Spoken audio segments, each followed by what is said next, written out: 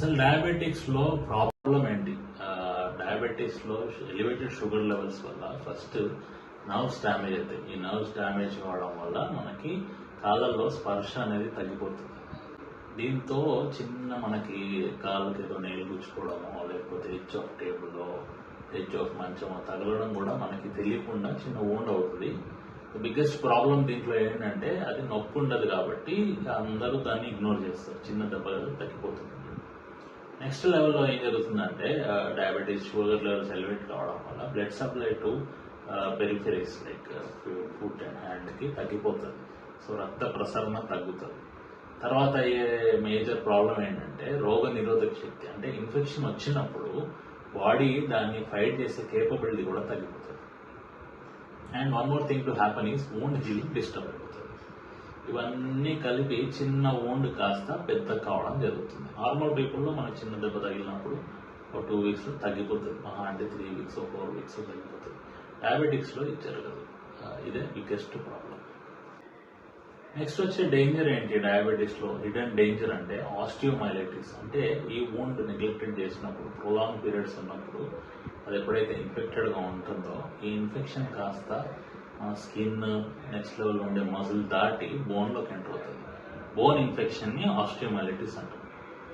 Bone infection is చాలా difficult to treat. మనం ఎంత యాంటీబయాటిక్స్ ఇచ్చినా ఏం చేసినా బోన్లోని ఇన్ఫెక్షన్ పోగొట్టడం కష్టం. సో డయాబెటీస్ ట్రీట్మెంట్లోకి వస్తే మనకు ఒక ప్యాటర్న్ ఉంటుంది. Why expertise matters. అసలు ఎక్స్పర్ట్స్ ఎందుకు ట్రీట్ చేయాలి డయాబెటీస్ అంటే, డయాబెటిక్ వూండ్స్ జస్ట్ ఏదో డ్రెస్సింగ్ చేస్తే తగ్గిపోతాయి అనుకుంటే మాత్రం ఇది పెద్ద అపోహ. డయాబెటిక్ వూండ్స్ ట్రీట్ చేయాలంటే wound biology, blood supply, pressure offloading, infection control, osteomyelitis ఉందా లేదా, every wound or every patient in డయాబెటీస్ని డిఫరెంట్గా అప్రోచ్ కావాల్సి వస్తుంది. వాళ్ళకి వాళ్ళ బాడీలో వాళ్ళ ప్రోటీన్ లెవెల్స్ ఎట్లా ఉన్నాయి, రోగ నిరోధక శక్తి ఎట్లా ఉంది, వాళ్ళ కాళ్ళకి రక్త ప్రసరణ ఎట్లా ఉంది, వూండ్ ఇన్ఫెక్టెడ్ అయి ఉందా లేదా, ఇవన్నీ చెక్ చేసుకోవాల్సి ఉంటుంది. That's the reason people who have knowledge in these things like wound healing properties గురించి, వూండ్ ఆఫ్లోడింగ్ గురించి ఐడియా ఉన్న వాళ్ళు ట్రీట్ చేస్తే బెటర్. సో మరి ఇంత ఎక్స్పర్టైజ్ ఉన్న డాక్టర్ ఏం డిఫరెన్స్ తేగలుగుతారు? With expertise we have an foundation. Like any diabetic వూండ్ని first we'll go for a debridement. Like మనం ఒక ఇల్లు కట్టాలనుకున్నప్పుడు ఆ ప్లేస్ని క్లీన్ చేసి ఫౌండేషన్ చేసిన తర్వాత వీ కెన్ కన్స్ట్రక్ట్ సంథింగ్. సిమిలర్గా డిబ్రైడ్మెంట్ అనేది దీంట్లో డిబ్రైడ్మెంట్ ఎప్పుడు కూడా లైక్ ఎనీ అదర్ ట్రామా వూండ్స్లో డిబ్రైడ్మెంట్ ఈస్ డిఫరెంట్. డయాబెటిక్ వూండ్స్లో డిబ్రైడ్మెంట్ షుడ్ బి జుడిషియస్ అనే వర్డ్ వాడతాం. అంటే ఎంతైతే డెడ్ టిష్యూ ఉందో అది మాత్రమే తీయడానికి ట్రై చేస్తాము డయాబెటిక్ పేషెంట్స్లో. ఎందుకంటే నార్మల్ టిష్యూలోకి వన్స్ ఎంటర్ అయితే రాడికల్ డిబ్రైడ్మెంట్స్ చేస్తే it's a fight between demand and supply. ఎప్పుడైతే నేను కొత్త వూండ్ క్రియేట్ చేస్తానో డిమాండ్ క్రియేట్ అవుతుంది. Demand is not covered in diabetics. So మళ్ళీ అది డెడ్ అవ్వడం జరుగుతుంది. సో ఎప్పుడు కూడా డెడ్ టిష్యూస్ మాత్రమే తీస్తాము, జుడిషియస్ డిబ్రైడ్మెంట్ చేస్తాము. నెక్స్ట్ ఆస్టియోమైలైటిస్ ఉన్నప్పుడు వీల్ డెఫినెట్లీ గో ఫర్ ఆ డౌట్ ఉన్నప్పుడు ఇమేజింగ్, ఎక్స్రే కానీ సిటీ స్కాన్ కానీ తీసుకుంటాము. We'll try to find out the osteomyelitic focus. Osteomyelitic బోన్ని సిక్వెస్ట్రెక్టమీ అంటాం, దాన్ని తీసేయాలి. unless we remove that, the infection will not get controlled, wound will not heal.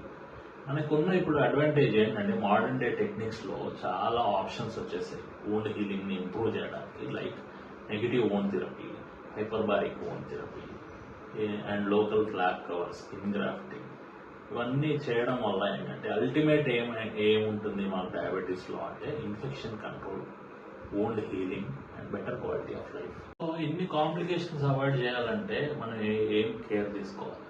బేసిక్గా ప్రతిసారి కళ్ళలాగా కాళ్ళని కూడా చూసుకోవాల్సి వస్తుంది డయాబెటీస్లో. ఈ కాళ్ళని డైలీ స్నానం చేసిన తర్వాత ఒకసారి చెక్ చేసుకోండి. పడుకునే ముందు కొత్త స్నానం చేసిన తర్వాత ఏమైనా చిన్న చిన్న వూండ్స్ ఉన్నాయా, ఏమైనా పుచ్చుకుందా, ఇట్లాంటి చెక్ చేసుకోవాలి. ప్రొటెక్టివ్ ఫుట్వేర్ వేసుకోవాలి.